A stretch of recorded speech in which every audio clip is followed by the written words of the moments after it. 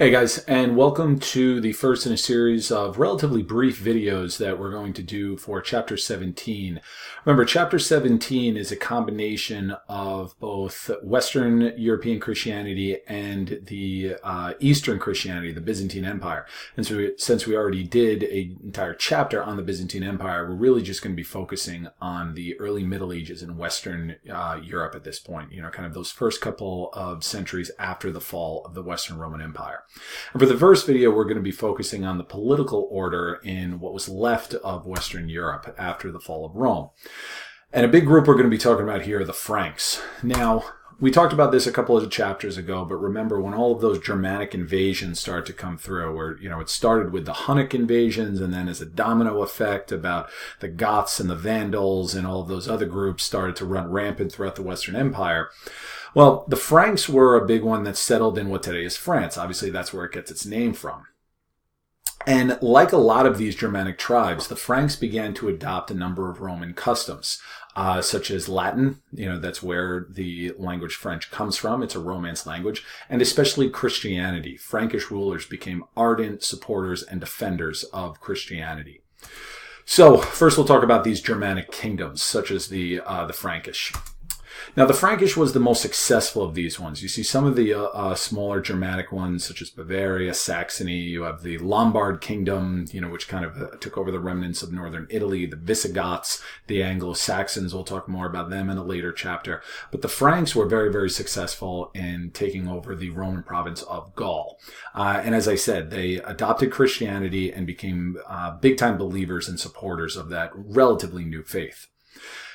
The Carolingian dynasty were a major factor in the Frankish kingdom becoming such an important power in Europe during this post-Roman era. Comes from its earliest leader, where the word Carolingian, I should say, comes from its earliest leader, Charles Martel, also known as Charles the Hammer, Carolus being Latin for Charles. And he led the Franks against the Muslims in the Battle of Tours in 732. Remember we talked about in the Islamic empires how they had conquered Spain and they started to work their way across the Pyrenees mountains that separate Spain and France, and they made their way through the region of Aquitaine until they were turned back by Charles and the Frankish army at the Battle of Tours. So that was a very, very big decisive victory for Western Christians in turning back Islamic advance. Now, Charles was an important leader, but he was not nearly as important as his grandson, Charlemagne, Charles the Great. Here you have a famous depiction of Charlemagne with his twin symbols, the broadsword and the cross in each hand. And he was responsible for, even though it didn't last for very long, reestablishing centralized rule in Western Europe. For a short period of time, you did have a centralized imperial rule again in Western Europe after Rome fell. Didn't last very long. We'll talk more about that in a second, but still it was impressive what Charlemagne was able to accomplish. And much of it was through just his own dynamism as a ruler, his own kind of sheer force of will. He was illiterate, but he was also very, very intelligent. He spoke numerous languages. He was a very brilliant leader in terms of his ability to command armies. He was feared and respected by both allies and enemies.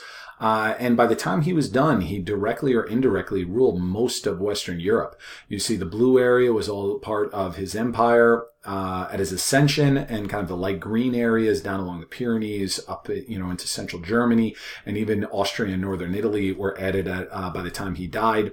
And to the east of those, you had tributary states to him, including this other region of Brittany here as well. So a big chunk was directly under his control.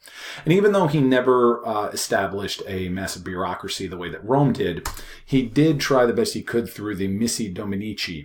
They were imperial officials who kind of traveled around and kept track of local authorities.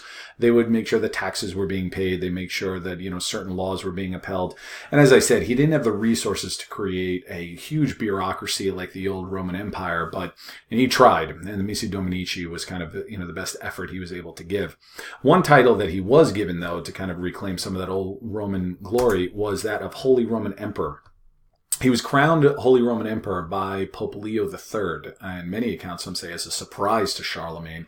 And this was in return for Charlemagne aiding the Pope against his enemies in Italy, these Lombards and some of the other Gothic groups that were still causing problems for the Pope. This, in turn, led to strained relations between Charlemagne and the Byzantine Empire, even though that was not what Charlemagne wanted. The Byzantine Empire looked at themselves as being the true inheritors of Rome, and they said, who is this Germanic barbarian who is now being given the title of Roman Emperor? But it's important to remember that Charlemagne did not move to Rome. He did not start wearing a toga and wear a laurel. He still remained a very, very Germanic emperor in his nature.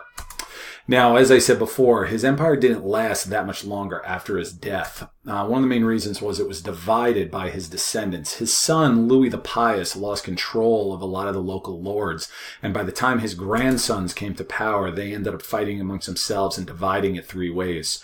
You have Charles the Bald that took over really what would become France, and then the areas what would become Germany, Austria, and even into northern Italy, they went to Lothair and Louis the German, kind of self-explanatory name. And you see down here you have the church states. So the Pope kind of just reclaimed direct control over those for himself.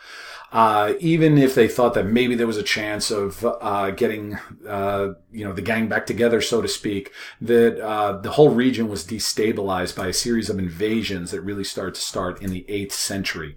And you see they came from all regions. Here you have your Frankish kingdom, and you see they're getting invaded from the south, the east, and the north. The first group to look at the south were the Muslim invasions. Remember we talked about this a couple chapters ago where they conquered Spain, and Spain remained a part of the Umayyad Caliphate even after the Umayyad dynasty had kind of fallen to the Abbasids. And aside from Spain, they also controlled islands in the Mediterranean such as Sardinia and Sicily. That would be very important for kind of the progression, the cultural progression of these areas through the Middle Ages. Another group were the Magyars. You see them here in the purple. They were a nomadic group that settled in what today is Hungary, and they would stage very devastating kind of raiding incursions into the Frankish kingdoms. They caused a lot of problems, but not nearly as many problems as the Vikings did. The Vikings were Northmen. They were Northmen from the region up here known as Scandinavia, what today would be Norway, Sweden, and Denmark. And even though many of them were merchants, they gained a serious reputation as fearsome raiders. When they showed up on the shoreline, people ran for cover. They could be particularly ruthless, but they were also very, very brave and daring in their maritime exploits. They would travel in these longboats that could move very quickly through sail or by the many rowers on the oars. And they traveled all over the place.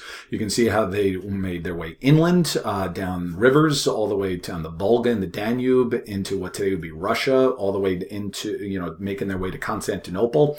They made their way around the British Isles, Ireland as well. They went inland along rivers, did raids in France. They raided London, and all the way through the Strait of Gibraltar into the Mediterranean as well. So they definitely got around. And as I said, when they arrived on the shores, chances are they were going to be problems. So, that reputation that's carried over into popular culture today of them being fearsome warriors, it was very well earned.